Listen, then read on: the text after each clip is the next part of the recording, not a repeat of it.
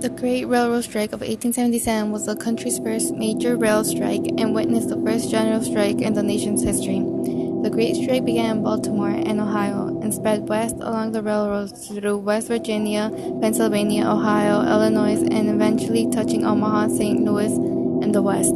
Beginning with opposition to wage cuts and poor conditions, the strikes led to near insurgents in parts of Pennsylvania.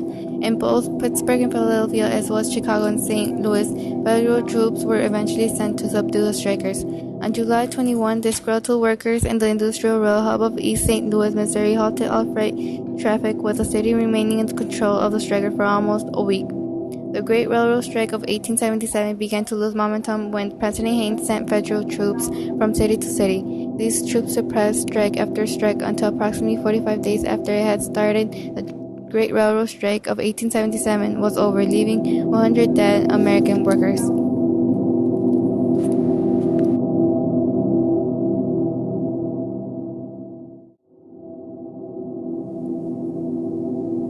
On May 4, 1886, a labor protest rally near Chicago Haymaker Square turned into a riot after someone threw a bomb at the police.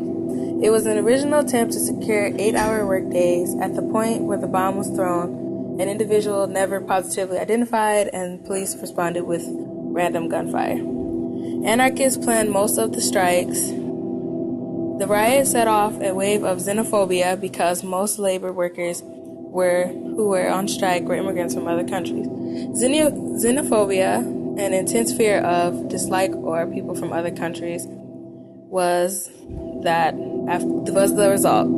In the aftermath of the Haymaker Square riot and subsequent trial and executions, 8 people died that day. Strikes were increasingly common in the 1880s. It was mostly communists, socialists, and anarchists who believed that they deserved proper work and pay from their employers.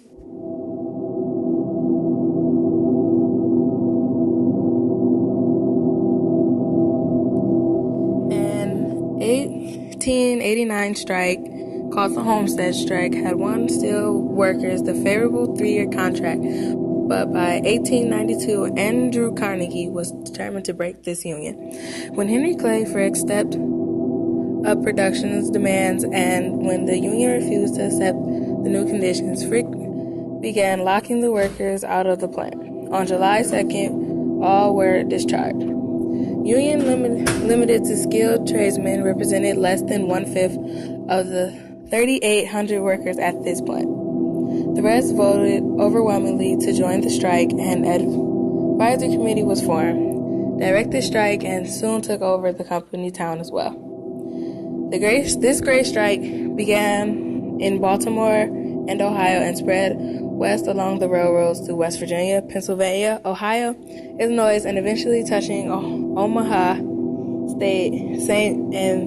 Louis, and the West.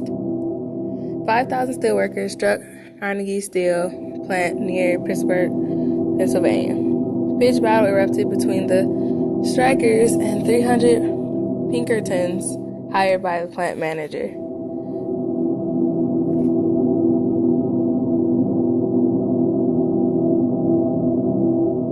The Pullman Strike of 1894 was a milestone in American labor history, as a widespread strike by workers was put down by federal government.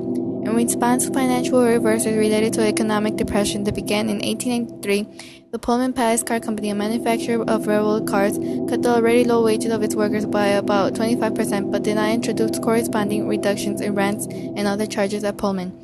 On July 22, the American Railroad Union delegates passed a motion to initiate a boycott unless the Pullman Company agreed to submit the dispute to arbitration by June 26.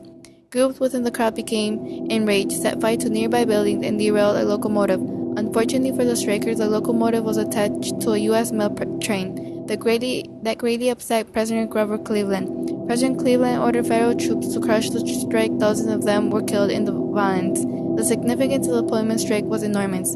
The strike affected much of the country, and it had great influence on public opinion and the rights of workers, the role of management, and the role of government in mediating labor unrest.